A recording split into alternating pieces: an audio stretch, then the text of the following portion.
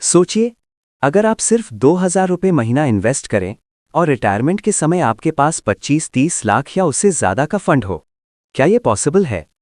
हाँ, पॉसिबल है। और इसका नाम है एनपीएस। एनपीएस यानी नेशनल पेंशन सिस्टम एक गवर्नमेंट बैक्ड रिटायरमेंट स्कीम है। इसे रेगुलेट करता है pension fund regulatory and development authority यानी पीएफआरडीए। इसका मेन पर्पस है रिटायरमेंट के बाद रेगुलर पेंशन इनकम देना। आप हर महीने थोड़ा थोड़ा इन्वेस्ट करते हो।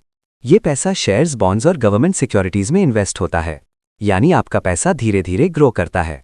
जब आप 60 साल की एज पर पहुंचते हो तो 60% पैसा आप एक साथ निकाल सकते हो और बाकी 40% से आपको पेंशन मिलती है हर महीने रेगुलर इनकम के रूप में।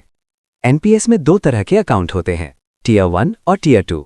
टियर 1 अकाउंट रिटायरमेंट के लिए होता है, इसमें टैक्स बेनिफिट मिलता है और ये लॉन्ग टर्म सेविंग्स के लिए बेस्ट है।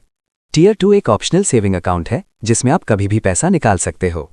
अब बात करते हैं टैक्स बेनिफिट की।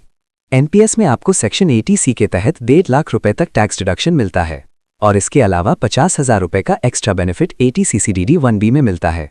मतलब टोटल 2 लाख रुपए तक टैक्स सेविंग पॉसिबल है। अब एक एग्जाम्पल समझिए।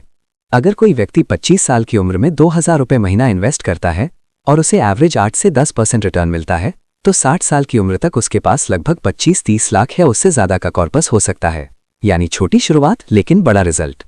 18 से 70 साल तक का कोई भी इंडियन सिटीजन एनपीएस अकाउंट खोल सकता है, चाहे आप प्राइवेट जॉब में हो, गवर्नमेंट एम्प्लॉय हो या सेल्फ एम्प्लॉयड। एनपीएस एक long term retirement planning tool है। अगर आप अभी से प्लानिंग शुरू कर देते हो तो रिटायरमेंट के बाद फाइनेंशियल टेंशन नहीं रहेगी। स्मार्ट लोग रिटायरमेंट की प्लानिंग जल्दी शुरू करते हैं। सवाल यह है, आप कब शुरू कर रहे हो?